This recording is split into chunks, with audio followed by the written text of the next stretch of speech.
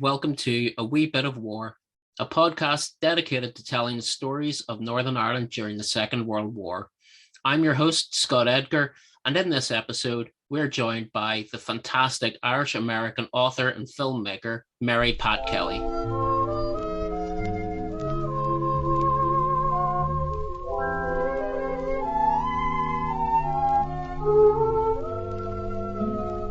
Mary Pat Kelly, thank you very much for joining us on the Wartime NI podcast, A Wee Bit of War. You have the dubious distinction of being our first ever guest, so you're very welcome, and we are honoured to have you. Thank you. I'm honoured to be here. For our listeners who maybe don't know you and your work, could you give us just a little introduction? Who are you, and what drew you to this area? Okay, my name is Mary Pat Kelly. I live in New York, although I grew up in Chicago and still consider myself a Chicagoan in my roots.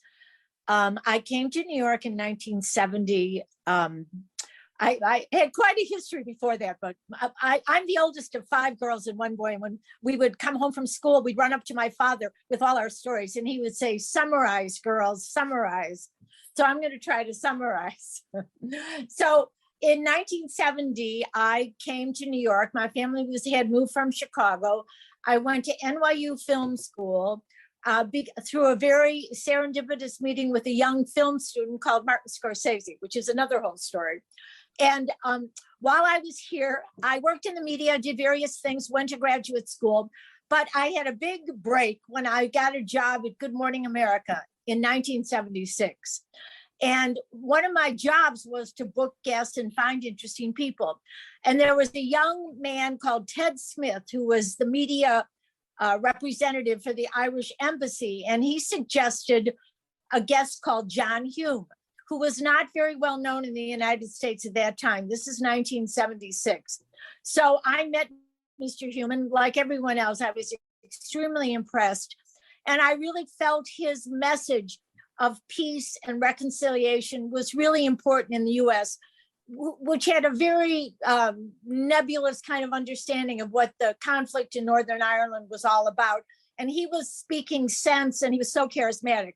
Unfortunately, the big producers at Good Morning America were not interested in having him as a guest because moderation is not good television, they said. However, I had my own segment called Face Off, where you could get 2 people to argue an issue. So I went back to Ted and I said, tell Mr. Hume that he can be in this kind of debate. But I said, it won't be a real debate. He can just state his issues. And the word came back. Mr. Hume says Northern Ireland is too complicated to reduce to a yes-no proposition. So, and I said to Ted, doesn't he know we just beat the Today Show in the ratings?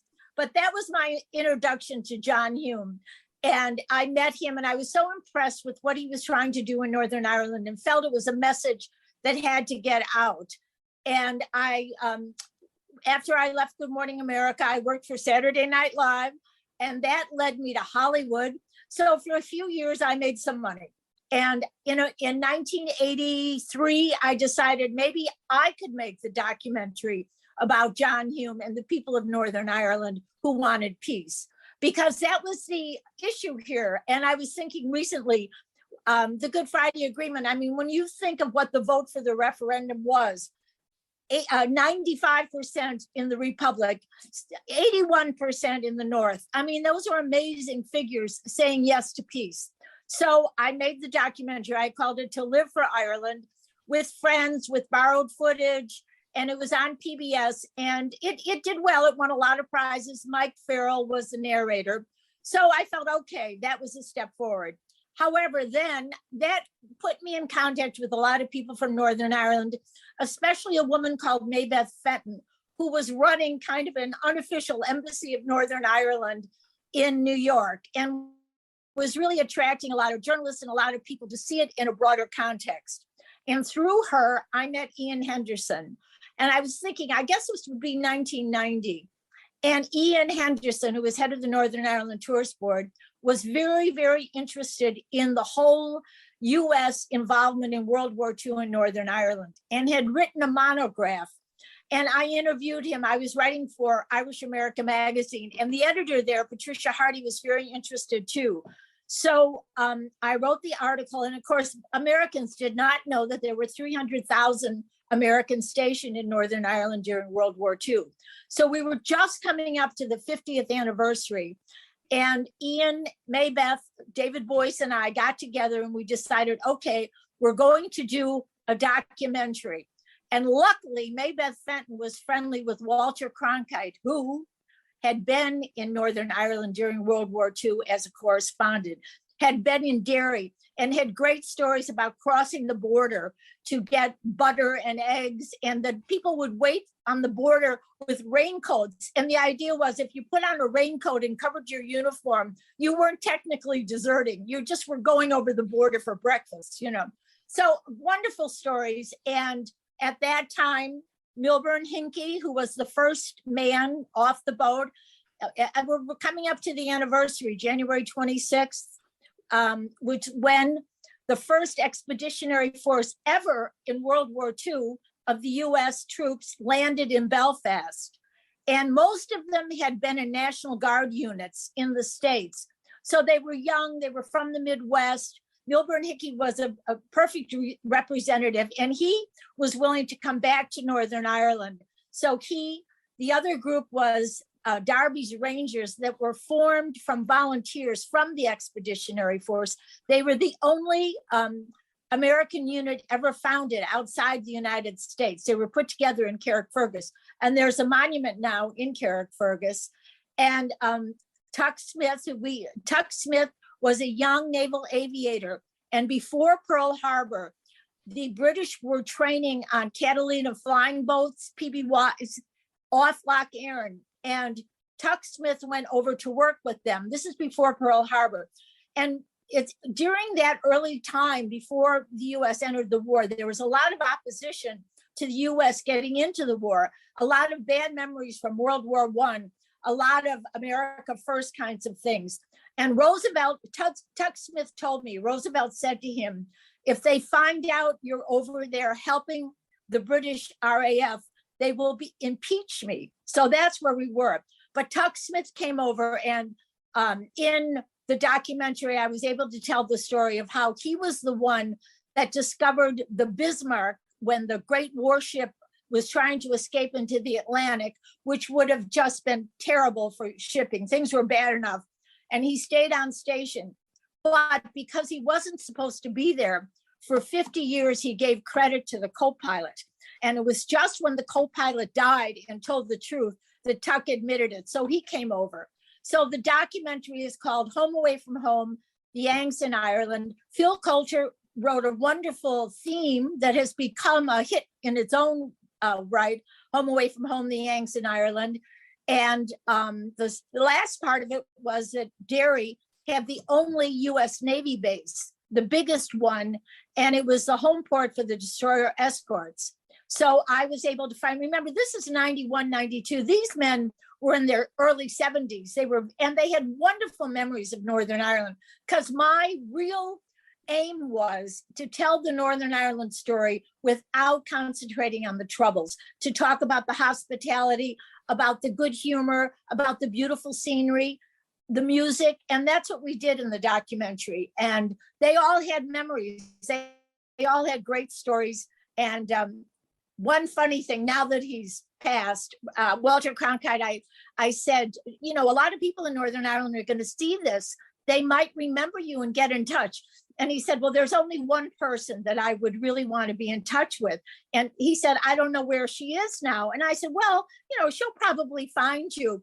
And he said, well, I don't know if my wife, how she'd feel about that. And I said, oh, you know, we've brought people back with their wives. They understand, they were young, there were connections.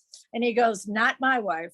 So, but those kinds of wonderful human stories. And that was my purpose. First of all, this was a very important part of history that was forgotten. And second of all, to show Northern Ireland in a different way. And so that's why I've loved working on it. And it's caught on. I found out that there were, all this happened through serendipitous, providential. I had, in 1995, many of the US Navy veterans came back for VE Day, to the 50th anniversary. And because there were so many Navy veterans, Snuffy Smith, Admiral Leighton Smith came, and we had a ball. It was really fun. And, you know, Northern Ireland knows how to give a party. We know that. And when he went back, he was the NATO commander. That was when the young airman Scott O'Grady was shot down over Bosnia, and he was rescued by the Marines. And Admiral Smith was in charge of the rescue. So I called to congratulate him, and he said to me, "You have to write about the Marines." So I did, met the Marines, and I kept thinking, too bad there were no Marines in Northern Ireland, because they would love to come. Well, guess what? 500 Marines stationed in Derry to guard the Navy base. At Beach Hill House, which is my friends own the hotel, Patsy O'Kane and the Donnelly family.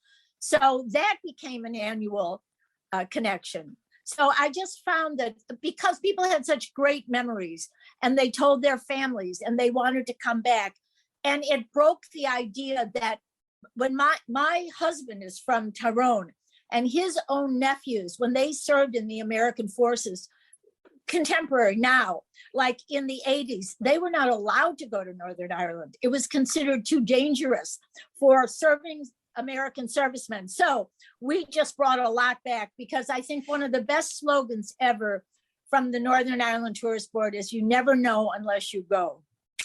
And among the best groups that went back were the crew of the USS Mason.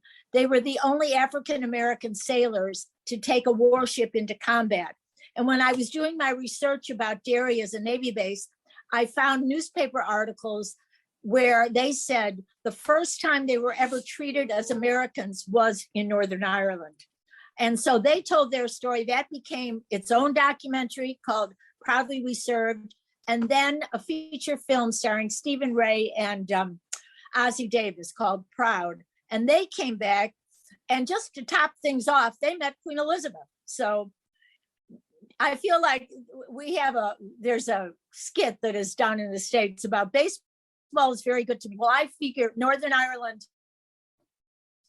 and its connection to the US forces has been very good to me. Great adventures.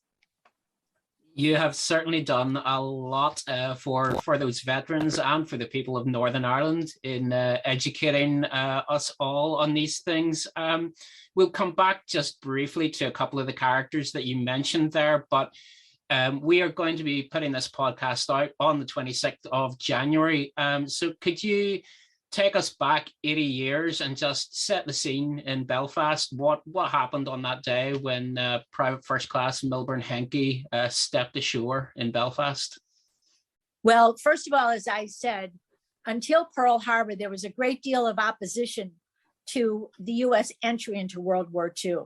So then came Pearl Harbor, and the initial feeling was there was always a debate about, do we go for the Japanese? Do we go for the Nazis? But Britain and Northern Ireland had been at war, already for 3 years, and things were getting very difficult.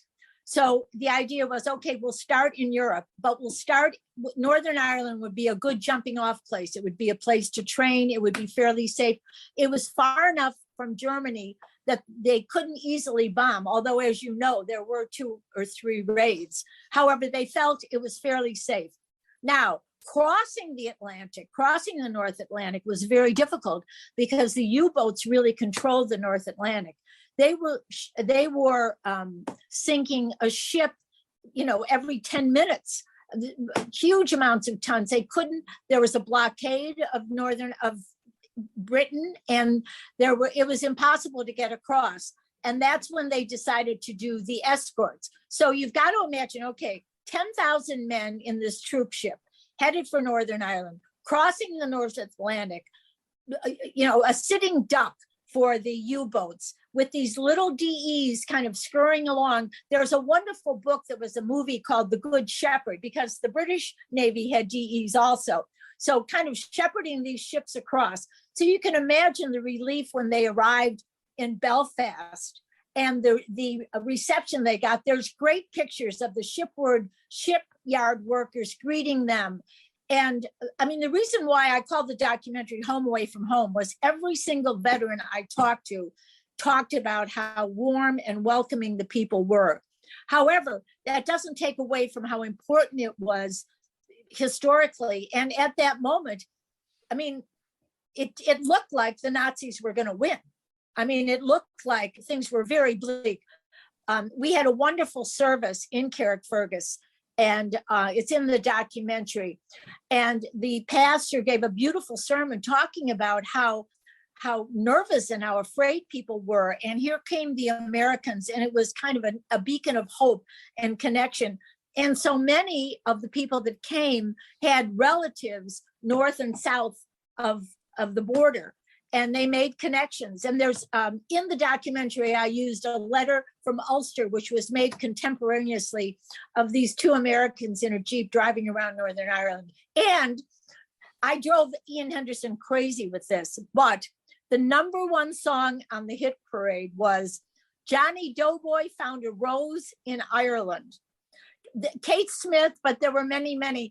And it was all about how he found a girl that the Blarney in her voice took him back to, reminded him of his mother. Johnny Doughboy found a rose in Ireland, sure the fairest flower that Erin ever grew. It was like these connections that had been severed a century before were now being reconnected. And then the training began, and that was the Rangers, the first commando unit. And there were all kinds of, a lot of training and a lot of getting ready, because they thought they were going to invade Europe right away. The invasion of North Africa went from Northern Ireland. And then, of course, it all came together on D-Day. But we're a little ahead of ourselves now. We just have to imagine these troop ship pulling up to Belfast and coming off and being greeted by pipes and cheers. And there was a feeling that, okay, we're together now and we're going to win. And officially, the first GI to step ashore was Milburn Henke. That's not strictly true, because quite a few GIs had already disembarked from another ship and were there on the quayside to greet him. But he was chosen as, let's call it, the poster boy, the media-friendly, smiling face of the American GI. Right. He was kind of your happen? typical American Midwest. And the other interesting thing was, even before January, as you know, all through the summer of 1941, there were CBs, there were Navy, U.S. Navy personnel in Derry building the naval base and building in an infrastructure, but they were dressed as civilians. And I had fun with that in the movie, where the Derry people said, we knew what you were up to. All of a sudden comes Pearl Harbor, and all these men now are dressed as in uniform. But you're right, they picked Milburn Henke because he was kind of Midwest and straight talking, the American kind of John Wayne figure, although he was a little guy. He was a little guy, and also in perhaps some little shades of irony here, his father was German. Right, exactly. Yeah. So I know it's. Yeah, officially the first American GI to set foot in Europe had a German father, but I believe from what I've read that had no influence on Henke at all, and he had a postcard with him from his father, and I believe the postcard just said, "Give him hell, boy." Yeah, well, when he came back in 91, 92, I guess, he had only good memories, and although, you know, they all sublimated the negative things. I mean, like the Rangers, they were in some of the worst battles. They had 110% casualty rate. So so I remember one of them telling me, in those days when you came home, it was the good war. You were supposed to just get on with it and not think about what had happened. And I think that was Henke too. Another sad thing that's in the documentary is, as I said, they made friends. And when you say about him being German, there were a lot of Italian Americans in the services, and they found Italian people in Northern Ireland. Many of them that have the ice cream shops. And I remember one woman telling me how they would come to their house for Sunday dinner. And then after D-Day, after the invasion, they started to get the letters that they had written to these servicemen returned, stamped, deceased. So there was a lot of sadness too, but a lot of happiness, a lot of marriages. I read one statistic that said 25% of the Marines in Derry married Derry women. So that may or may not surprise some of our listeners up in Derry. Like I said, there were a lot of relationships, and the GIs that came over were a big hit with the ladies in Northern Ireland. I remember reading in your book a quote from, I think it just comes from a Belfast woman, who said that she married a sailor in 1941, but boy, she wished she'd waited for a Yank in 42. Were the stories of these relationships something that you came across a lot? A lot. And the other part of this story that's interesting is when I first started doing the research, the National Archives here that has everything told me, no, there wasn't much about Northern Ireland during World War II. No, there wasn't anything about, especially about the Navy in Derry. One man said to me, "Dear, the Marines were in Iceland, not Ireland." You know, they were quite dismissive. However, I persevered, and eventually we found 150 boxes of information. And among the information were requests to marry from, they had to get their commanding officer to sign off. So you really had a lot of stories right there.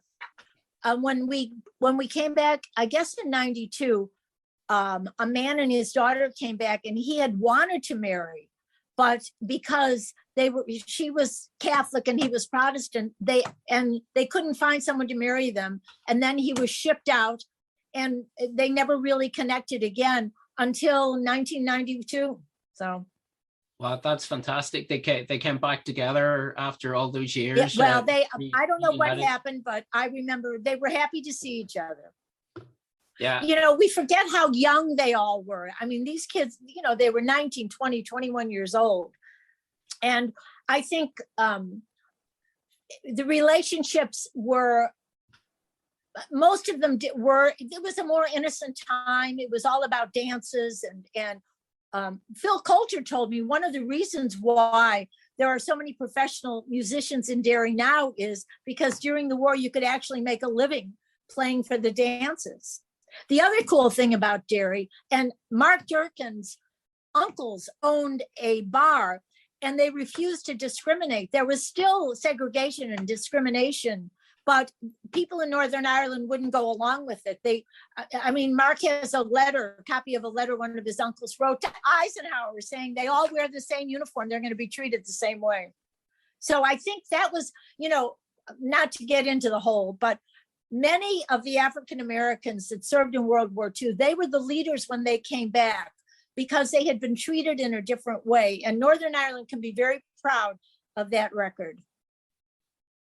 I have read that the treatment received by Black service personnel during the Second World War in Northern Ireland did indirectly influence decisions that were made after the war to get rid of segregation in the US Army. And again, you'd mentioned absolutely true. The USS Mason and lots of stories like that coming back. One of the things that we've kind of touched on politics, and you mentioned the issues between Protestants and Catholics marrying there, which has just put into my mind the pocketbook, which all of the GIs were issued with. And of course, I think some of the advice in that, in some ways it was a tourist guide. In other ways, it was, telling you table manners for, if you were invited for dinner with an Irish family. But one of the big things that possibly still applies today was do not talk politics and do not talk religion. Do you know anything about how that book came about?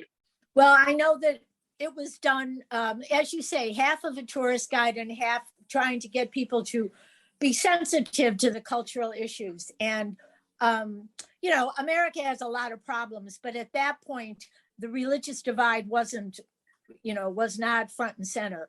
So I think most of them were young and they caught on. And I think the hospitality was such that people didn't ask people's religion or didn't ask. And so I think it was a time really where some of that was suspended, except sometimes the marriages, like this one couple, I know they had a hard time. But yeah, it was such an odd thing because in many ways they felt they were going to a very familiar society, and then they would every once in a while stumble against these issues, so. Yeah, there are hundreds, if not thousands, of stories that we could tell of the Americans' time in Northern Ireland. Why do you feel that 80 years later, this is still an important thing for us to remember or an important thing for us to talk about? Well, I think it was a time when the world pulled together. I mean, right now we're seeing so much division in the US. It was a time when we pulled together. Just the manufacturing, I mean, the idea that they were building 3 and 4 and 5 planes a day, and now we can't even, pave our streets. I mean, and that's a mundane thing, but I think that spirit of cooperation was important. Obviously, the Nazi threat was, I still really haven't taken it in exactly how devastating and how was it possible of the Holocaust. I mean, I have friends that are the children of Holocaust survivors. It still, boggles the mind. I mean, certainly it had to be stopped. So, I mean, on a geopolitical thing, but also I think for Northern Ireland, it seemed to me that hospitality, in my mind, I've always had the experience, is the greatest virtue. And to see it extended to these young men far away from home, not knowing what the future would mean. And Phil has a great line in Home Away from Home, will I ever remember the sun rising on Ben Owen, the laughter of children, I'm sailing into hell. So to have that experience of a connection and beauty. I mean, every single veteran I talked to talked about how beautiful the scenery was and the landscape. My favorite was Mr. Dufault, one of the Mason veterans, kept shaking his head because I guess a woman apologized for the rain.